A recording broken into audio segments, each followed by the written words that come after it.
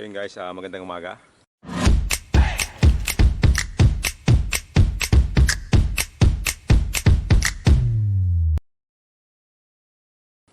Hindi ako napag-video kanina kasi naulan. So, ayun.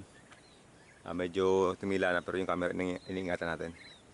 So nakapag-harvest na si Papa guys ng ng konting kalabasa, tsaka yung okra, tsaka sitaw. So yung kalabasa guys, hindi masyadong pinili na ni Papa yung matigas na. Saka kasi nung nakaraan kasi nag-harvest na rin si Papa ng kalabasa. Hindi ko lang na-videoan kasi parang may ginawa ata ako nun. So yun guys, mag-harvest ngayon si Papa ng pampalaya. Ayan. May visit tayo dito, si Boss Rick James. Ayan. Hi guys! Welcome to my vlog. Kasi guys, naulan pa. Medyo lumalakas ulit. Pero ayun na, may tabing naman tayo sa sa ating camera. Pero mukhang kulang yung tabing natin guys sa camera. Ayun. Ayun guys. Ito maliit pa. Parang lumalakas ulit. Look na. Tara yan, Jem. So yun guys. Hinog na. Yung sa pilit. So yun guys. Dito mo tayo sa may sa takpan ng ng daon ng kalabasa yung camera natin.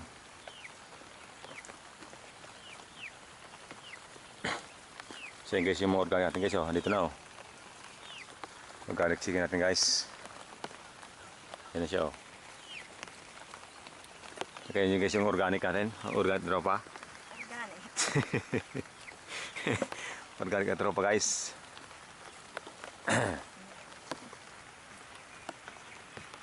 So yun guys, dito mo tayo sa merong dahon ng kalabasa. Ayun guys, thanks to dahon ng kalabasa, meron tayong silungan ng camera. Kasi guys, hindi ito waterproof na camera natin. Mukhang delikado. So, ayan. Ayan guys, Papa. Painom ba ito? Ayan guys, di pa tayo maalis dito sa ating payong na daw ng kalabasa. Ayan guys, mayroong kalabasa doon. Laki na nakabitin.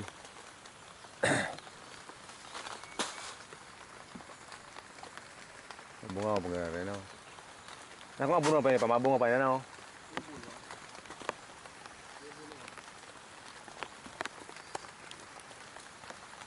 So yun guys, sabi ni Papa, nilagyan ito ng organic na abono. Para dire-diretso pa rin yung bunga kahit matagal na.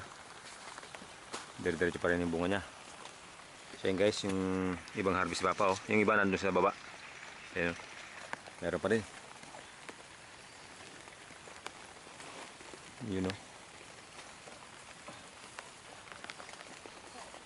Ay yung organic na tropa natin. Meron brothers.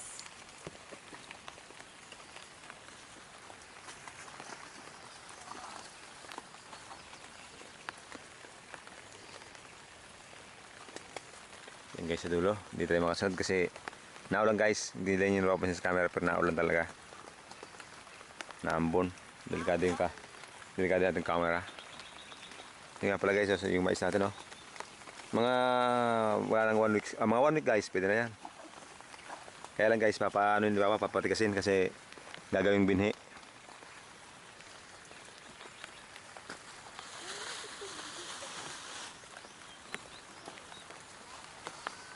Tapos na ba? So guys, tapos na.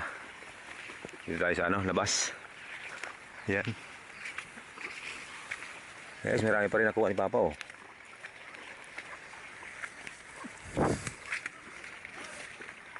Yeah. Ha? Yan guys, nakuha ni Papa. Dami pa rin Yan guys, matagal natin ina-harvestan yung yan palaya, marami pa rin kuha Good pa rin guys, yung gaganda pa rin ang malalaki. Yan, matagal natin guys kinukuha na to. Ayun, ganda Di ba? Oh, ganda, laki. Yan guys, marami pa rin tayo nakukuha kahit medyo matagal na. Yan guys, yung mga natin, mga organic friends. Yan po, oh. Pa guys yung ano, ang dami guys na okra. Siguro guys mga 8 to 10 kilos guys yung okra natin. Yan.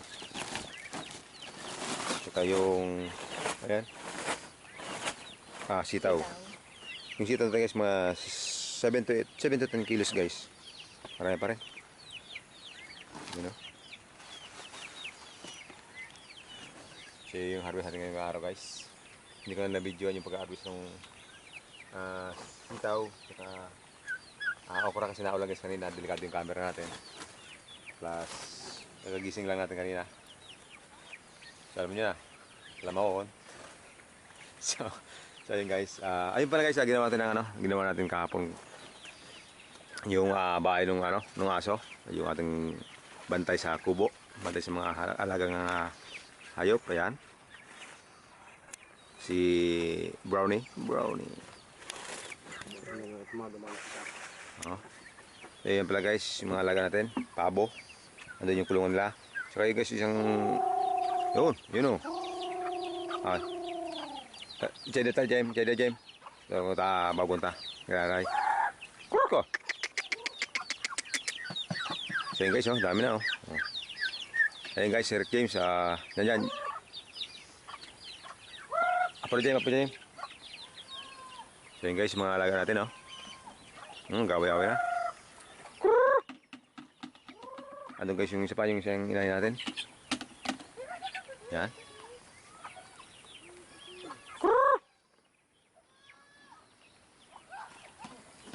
Ayun guys, kurko.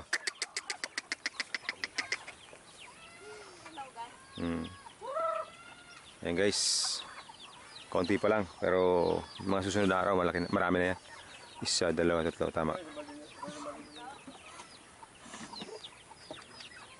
Kurko. Daog kaya siya ngaran eh. Kaya yung isa na yun medyo talo nung hindi. Mag-away kasi ng dalawang guys na inahin. Nag-aaway sila pag nagkikita. You know? So yun guys, yung mga Kabit ka na. yung brown organic. Kabit. Kabit. So yun guys, ito yung yung tatlo guys na pato na mahihain. Busog na yan, pinakain ko na yung kanina eh. Ayun Ang tapang nung Ang tapang nung isa. So yun guys, ayun gutom pa rin yan. Pero marami na guys, pinakain ko na yung kanina eh. Ayun. Nasa kulungan ng mga organic. Nakalaw mo hangin. Sinuho ba? So yun guys, nakauwi sila Papa. So kanina kasama ko sila dito. Nag-harvest sila ng mga gulay. So ngayon guys, ako naiwan dito sa kubo. Kasi guys, magagawa ko ng bakod. So ang gagawin ko guys, kumuha ko kahapon nung mga kamuting kahoy na wala namang hindi naman gagamitin . So yun yung ihihilera ko dito guys. Yun yung ibabakod ko dun sa paikot dun sa may kubo.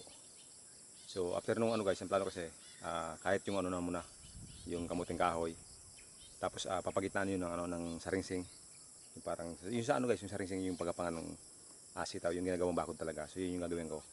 So ngayon, ayun na muna ang gagawin natin. Tapos pag medyo tumubo na sila, saka natin lalagyan ng saringsing. So ngayon guys, ito yung ginagawa ko. So yun guys, nagawa ko na kahapon to. So yun guys, parang gano'n Yan. Yun yung ginawa ko maghapon guys. Hindi na maghapon. Nung pag-uwi ko lang nung hapon dito sa kubo. So yun guys. Yan. Hanggang doon yun sa dulo guys. Yan. Yan. Dito gagawin ko dito papunta doon. Tapos hanggang doon sa may makaikot tayo doon sa may kubo.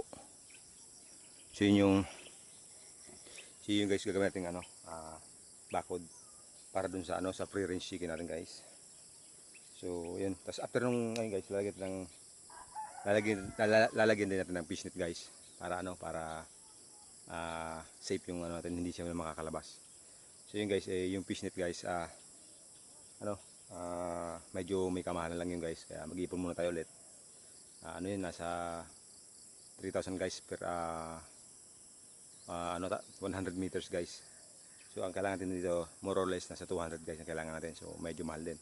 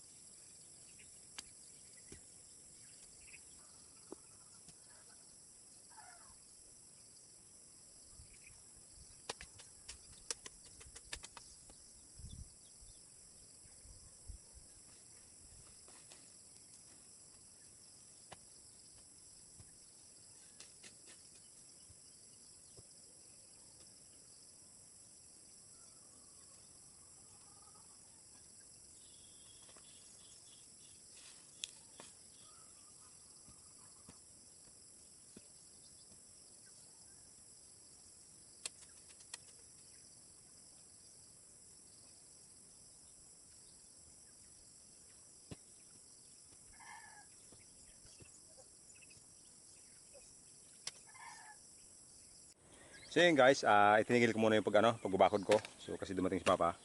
Dala niya yung yung pananim natin na talong, yung sa bahay, yung sa bahay na talong. Ito yung guys, oh. So yun guys. Ito pwede ito i-transfer guys kasi malalaki na. So wala kasi kami yung patubuan ba, yung patubuan ng yung parang cup na para sa talong. Wala kami noon. So kaya ganyan na lang ginawa namin. So yun guys, dito na namin itatanim. Yan sa area na to guys. Yan, hanggang doon. Doon sa dulo. So dito sa gitna ng mamais guys, doon sa may unahan yan. Doon kami magtatanim ng talong kung makakasya itong dala ni Papa. So yun guys. So yun guys, lalagyan muna ni Papa ng organic na pataba. Para siyempre, lagyan ginagamit natin organic. Ito yung guys yung organic guys, oh. Yan. Yan guys, may buo-buo tayo pa guys, oh. Tayo ng kalabaw, baka, sa kalupa, saka yung dayami, bulok na dayami guys. So yung ginagamit Papa. So yun guys, tara, maglagay muna tayo ng organic. Kasi pero ng organic guys, magdagdag pa tayo ng butas. Tapos magtatanim na tayo mamaya-maya ng konti. So yun guys.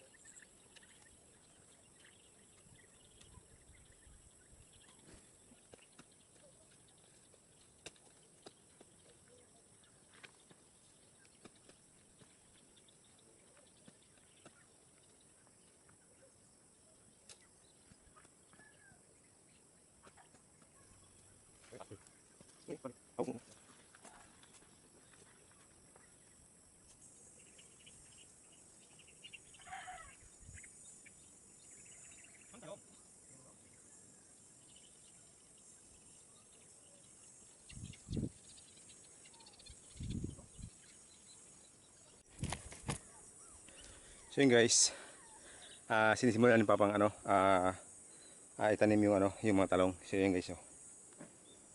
Yan si Papa. Ang talong, baw. Yan. Yan yung pananim. So yan si Papa. Yan guys. Naka 1, 2, 3, 4, 5, 6, 7, 8, 9. 9 na puno na guys ang naitanim niya. So tayo, guys, ang ginagawa natin guys, binabasa natin yung lupa. Although umulan kanina, pero kulang pa rin guys eh. yung ilalim kasi niya hindi pa basang-basa. So dinidiligan ko lang yung lupa para pag pag tatanim nung talong, basa pa rin yung yung lupa niya. So ayun guys, tara magdilig tayo.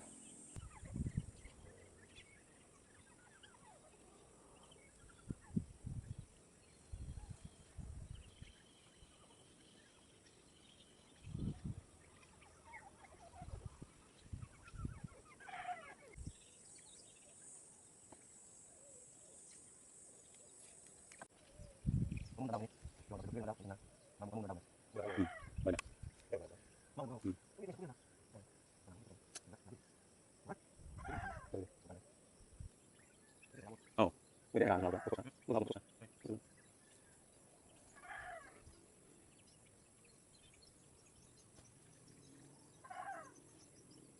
Press.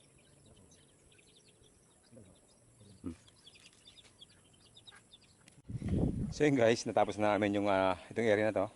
So 1, 2, 3, 4, 5. 5 na linya guys yung nagawa namin dito sa Pero meron pang tira. Ayan, dahil pang tira guys oh. Ayan oh. So ngayon, baka doon sa taas guys, sa may pinagtaniman natin ng na ampalaya. So doon naman yun. So, yun ilalagay ni Papa. So, saan pa? Dito na lang palagay sa may taas ng kubo, sa may gitna ng mamais. Tingnan natin guys kung pwede doon. Tara.